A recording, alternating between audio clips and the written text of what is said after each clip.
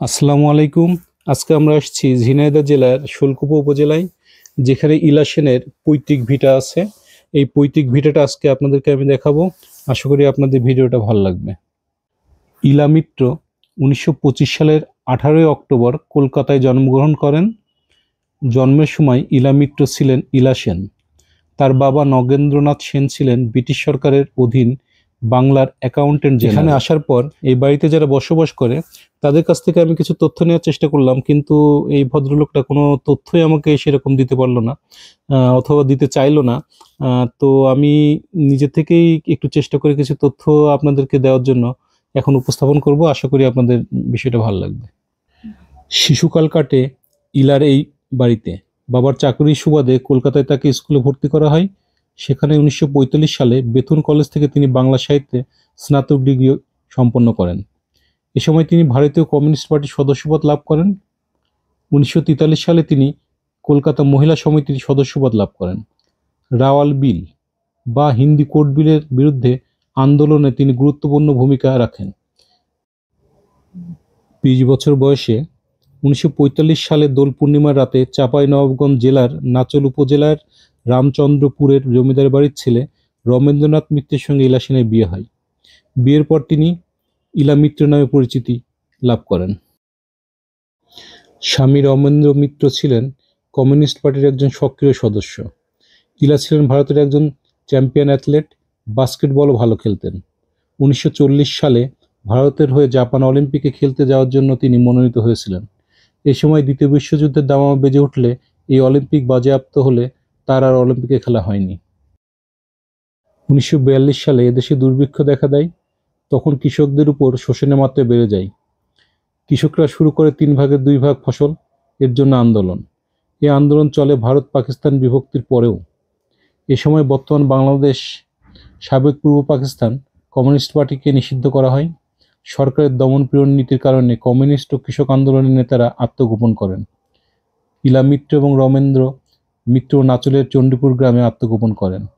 এই গ্রামে ছিল সাঁওতাল নেতা ও প্রথম সাঁওতাল কমিউনিস্ট মাতলা মাঝির বাড়ি। তেভাগা আন্দোলন একটি বাস্তব রূপ লাভ করে। কৃষকদের প্রতিরোধের মুখে আপাতভাবে তেভাগা আন্দোলন কার্যকর করা হলে ভূমি মালিকরা থেমে থাকেনি। সরকারের আইন শৃঙ্খলা রক্ষাকারী বাহিনী নানাভাবে কৃষকদের উপর অত্যাচার নিপীড়ন চালাতে থাকে। এক পর্যায়ে পুলিশ কর্মকর্তা ও 5 জন কনস্টেবল নিহত হয় আন্দোলনকারীদের হাতে। এরপরে শুরু হয় পুলিশ ও সৈন্যদের অত্যাচার নির্যাতন। 1945 সালে ব্রিটিশ শাসনের শেষ দিকে ইলা মিত্র ছিলেন চাঁপাইনবাবগঞ্জের শ্বশুর বাড়িতে। স্বামী রমেন্দ্র মিত্র এবং তার বন্ধু আলতাফ মিয়া মিলে শুরু করেন একটি বিদ্যালয়। জমিদার বাড়ির অদূরেই কৃষ্ণগোবিন্দপুর স্কুলে তিনি শিক্ষকতা শুরু করেন।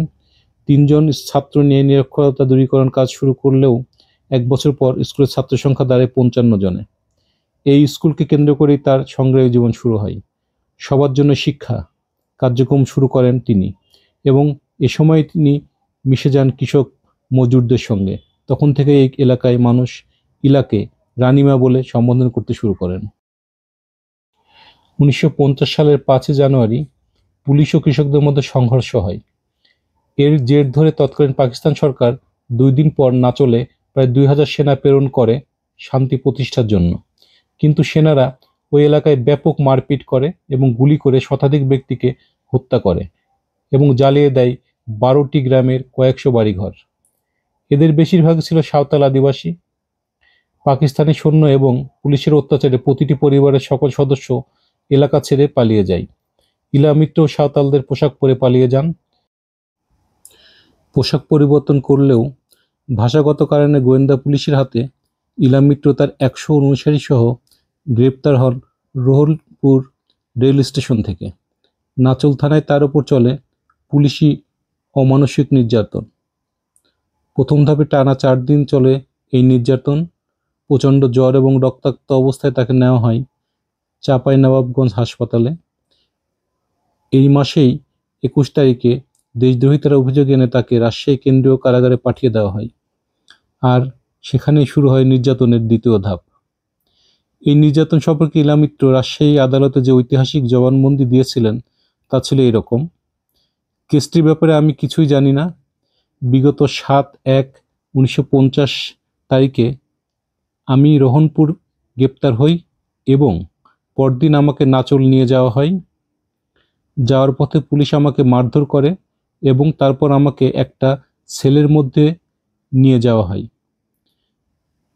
পুলিশ হত্যাকারী সম্পর্কে সব কিছু স্বীকার না করলে আমাকে উলঙ্গ করে দেওয়া হবে বলে এসআই আমাকে হুমকি দেখায়। আমার যেহেতু বলার মতো কিছু ছিল না, কাজেই তারা আমার সমস্ত কাপড় চোপড় খুলে নেয় এবং সম্পূর্ণ উলঙ্গভাবে সেলের মধ্যে আমাকে বন্দি করে রাখে। আমাকে কোনো খাবার দেওয়া হয়নি, এক বিন্দু জলও না। সেদিন সন্ধ্যাবেলাতে এসআইয়ের উপস্থিতিতে সিপাহীরা তাদের বন্দুকের বাট দিয়ে আমার মাথার উপর আঘাত শুরু করে।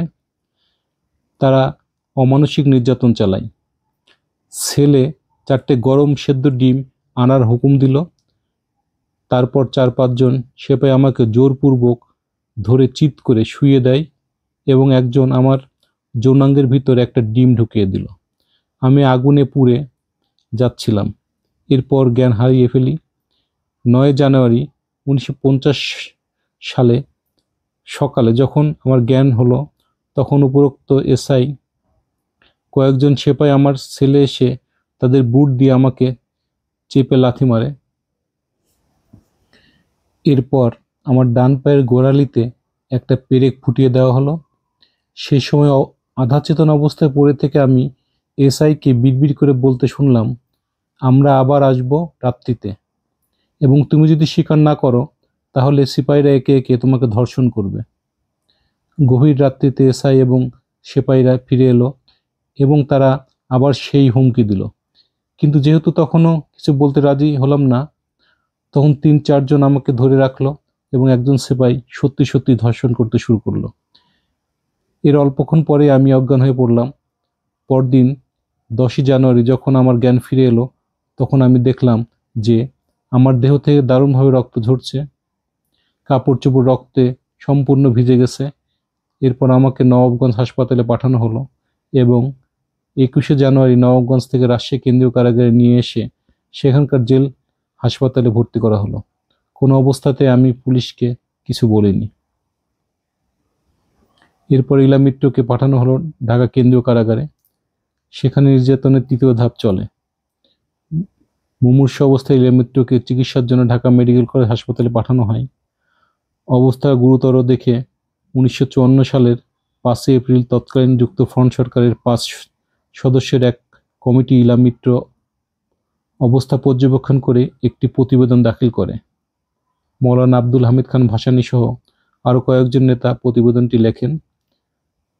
কোনো ধরনের শর্ত ছাড়া যদি ইলাকে মুক্তি দেওয়া না হয় তাহলে আর তাকে প্রাণে বাঁচানো যাবে না। ইলা মৃত্যুকে দেখতে তখন ঢাকা মেডিকেল কলেজ হাসপাতালে শত শত ছাত্রছাত্রী, রাজনীতিবিদ, শিক্ষক, সাংবাদিক সহ সুশীল সমাজের লোকজন ছুটে যায়। শেষ পর্যায়ে সরকার তাকে প্যারোলে মুক্তি দিয়ে কলকাতা যাওয়ার অনুমতি দেয়। এরপর তিনি আর ফিরে আসেননি। বাংলাদেশ বন্দি জীবনে ভয়াবহ সেই দিনগুলো কখনোই ভুলতে পারেননি ইলা মিত্র। এদেশে ফিরে এলে তাকে আবার গ্রেপ্তার করা হবে, এটাই ছিল তার আশঙ্কা। প্রায় 13 বছর পর কলিকাতা বিশ্ববিদ্যালয়ের অধীনে তিনি 1957 সালে প্রাইভেট এমএ পরীক্ষা দেন এবং পাশ করেন। 1962 থেকে 1972 সাল পর্যন্ত ভারত সরকারও তাকে কম হয়রানি করেনি। এই 10 বছরে তাকে 4 বার গ্রেপ্তার করা হয় এবং বিভিন্ন মেয়াদে সাজা দেওয়া হয়। এত বাধা বিপত্তি কোনো কিছুই থামিয়ে রাখতে পারেনি ইলা মিত্রকে। 1962 থেকে 1978 সাল পর্যন্ত তিনি মানিকতলা আসন থেকে 4 বার পশ্চিমবঙ্গ বিধানসভার সদস্য নির্বাচিত হন। 1971 সালে বাংলাদেশের স্বাধীনতা যুদ্ধের সময় তিনি সক্রিয় সহযোগিতা করেন। কর্মজীবনে তিনি কলিকাতা সিটি কলেজে বাংলা সাহিত্যের অধ্যাপিকা হিসেবে 1989 সালে অবসর নেন। রাজনীতির পাশাপাশি সাহিত্য চর্চায় ছিল তার বিশদ ব্যাপ্তি। হিরোশিমার মেয়ে গ্রন্থ অনুবাদের জন্য তিনি সোভিয়েত লাল নেহরু পুরস্কার লাভ করেন। ব্রিটিশ শাসনবিরোধী দীর্ঘ সংগ্রামী আন্দোলনের সফল নেতৃত্ব দেওয়ার জন্য কেন্দ্রীয় ভারত সরকার তাকে তাম্রপাত্র অ্যাওয়ার্ড প্রদান করে। পশ্চিমবঙ্গ জুনিয়র অ্যাথলেটিক প্রতিযোগিতায় 3 বারের চ্যাম্পিয়ন ইলা মিত্র ক্রীড়াক্ষেত্রে অবদানের জন্য পুরস্কৃত হন। 77 বছর বয়সে 2002 সালের 13 অক্টোবর তিনি মৃত্যুবরণ করেন। ইলা মিত্রর পৈতৃক বাড়িটি এখনও কালের সাক্ষী হয়ে দাঁড়িয়ে আছে। ঝিনাইদহ শোলকুপার বাগুটিয়ার 116 নং মৌজার 2345 দাগে জমির উপর বাড়িটি সহ মোট 84 বিঘা জমি সবই অন্যের দখলে। ভিডিওটা ভালো লাগলে একটা লাইক দিবেন এবং পরবর্তী ভিডিও দেখতে চাইলে আমাদের চ্যানেলটাকে সাবস্ক্রাইব করে আমাদের সঙ্গে থাকবেন। সবাই ভালো থাকবেন। খোদা হাফেজ।